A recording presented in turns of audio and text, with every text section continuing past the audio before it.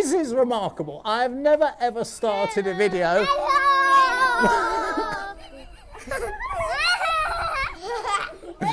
with so many kids. Now, I've filmed in schools before, and I'm deep in the heart of Thailand. And what I found is absolutely amazing, because what we've got is an unbelievably pretty temple that is, guess what? That's right, located in a school.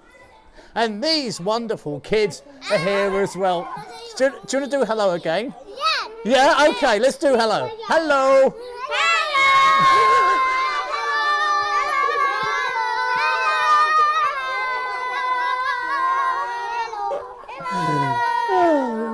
Oh, God. I've got to admit, this is one of my favourite videos ever.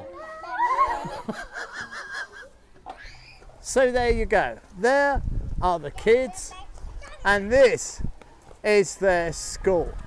And what they have is something absolutely unique within the grounds.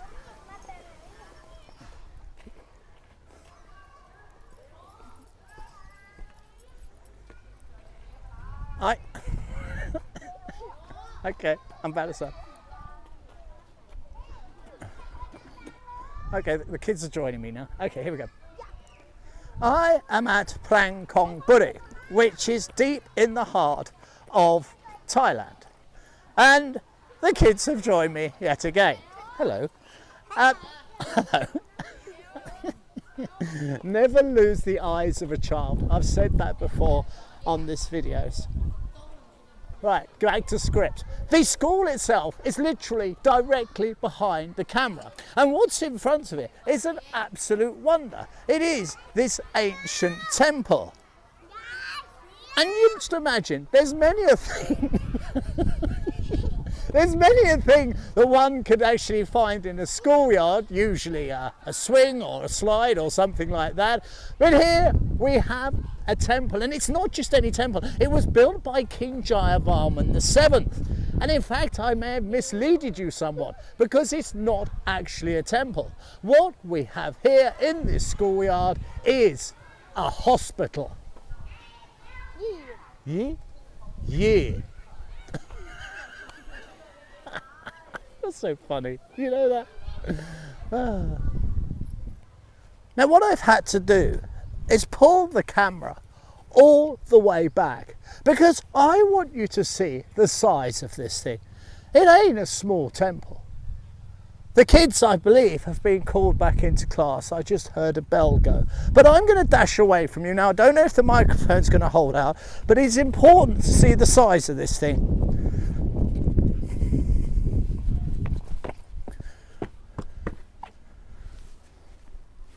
And what we must remember is this, in fact, is a hospital. This is an aid centre. Over 100 of them were built by King Jayavarman VII, as I say, and this is certainly one of the largest I've ever seen. And to be in such beautiful grounds, well, on a sunny day like this is absolutely heavenly. And here is the truth. I kind of made myself a promise that I wasn't going to film today. I was kind of going to have a holiday, but no.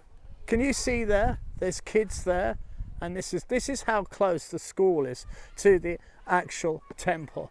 This remarkable piece of history, and it's through this doorway that those needing help and care would have come. Every single one of them, I feel, would have been in pain in some way. And we mustn't forget that they would have had to travel potentially hundreds of miles to get to this site. To the right and the left there are chambers, but this one to the right is rather interesting. There's a couple of things. Firstly, there's this curved stone here. I keep seeing oddities like this. As to why this is here or what it could have been used for, I have absolutely no idea. But this is a lot clearer, because obviously this is the base of where a god once stood. But as we move on in, and as I say, this will be a brief video, this is what impressed me. To the left here we have what is probably a library. In here, medical records and all sorts would have been kept. But it is this central building here that is so beautifully framed by the greenery that stands out. And it has a unique aspect to it.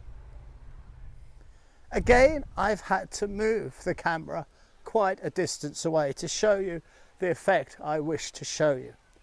And this is unique to me. But bear in mind, I have seen hundreds upon hundreds upon hundreds upon hundreds of temples. I've seen temples in schools before, but I've never been flocked by kids in such a way as here. And that was an absolute joy. Now notice what's happened here. I'm 6 feet tall with my cowboy boots on. The entranceway is 6 feet above the ground. And these steps are incredibly shallow. And what this forces you to do is place your hands forward and bow, you see. So as you walk in, you are bowing all the way. It's quite a clever little trick, isn't it? So no matter how you feel about things, as you enter this sacred space, you are certainly showing a level of reverence. Look at that piercing blue sky. I have been blessed today, for this is actually rainy season. I've been hit twice by monsoon rains, but it's all gone away just for this moment. And as we bow, like I showed you, we enter in to the inner sanctum, the Holy of Holies. And it's quite delightful. The floor is in incredibly good condition and well maintained. But of course, it is nothing but a vacuum. Because what is missing, of course, is the God himself. Now this was built in the 11th, 12th century. And my guess is there would have been one, or maybe both, gods here who would have been present. It's probably Shiva or Vishnu. I have been on this planet for over half a century. And if I told you of some of the things I've done and seen, I assure you, you would not believe me, and I would not blame you.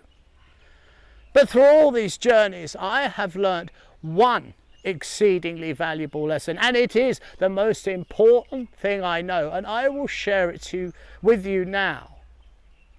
It all started when I was a little bit older than those kids back there, and I went to a very good English boys' school, and a teacher stood in front of the class and he read a chapter from the Bible, from Corinthians.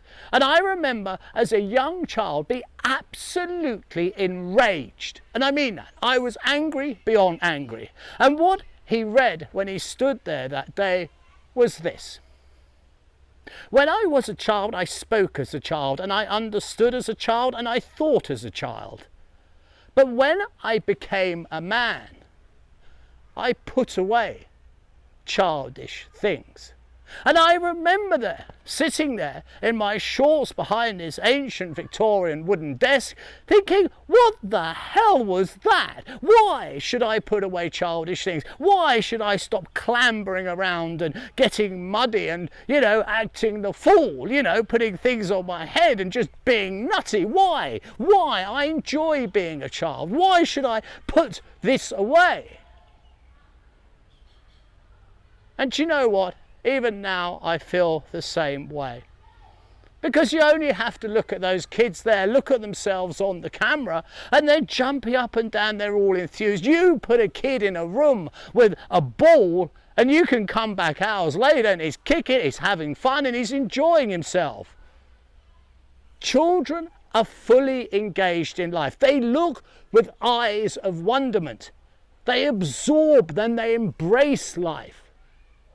But us, as adults, well, we see mountains in our way, but we only ever climb the stairs every day. So do what I did.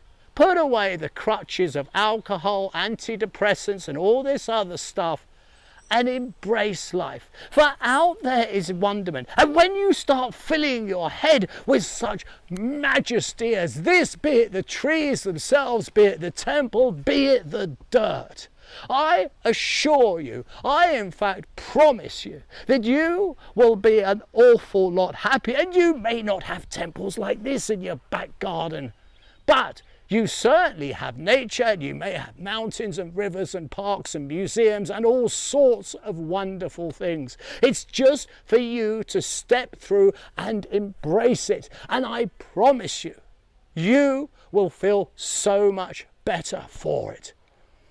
So don't do as it says in Corinthians in the Bible. Don't put away childish things, but bring them to the fore and romp around this planet like you own it. Well, I very much hope you've enjoyed this little adventure, and if by chance you can help me build up a library of sites such as this, sometimes neglected and abandoned, then I would be truly grateful. And how you do that is go to www.patreon.com/temples. As simple as that. So, until next time, as always, I wish you absolutely nothing but, of course, the very best. You be sure to take good care. And if you ever think of me, you know what I'll be doing. I will be clambering as a child. I will be looking for new adventures as a child does. And I will be having the time of my life.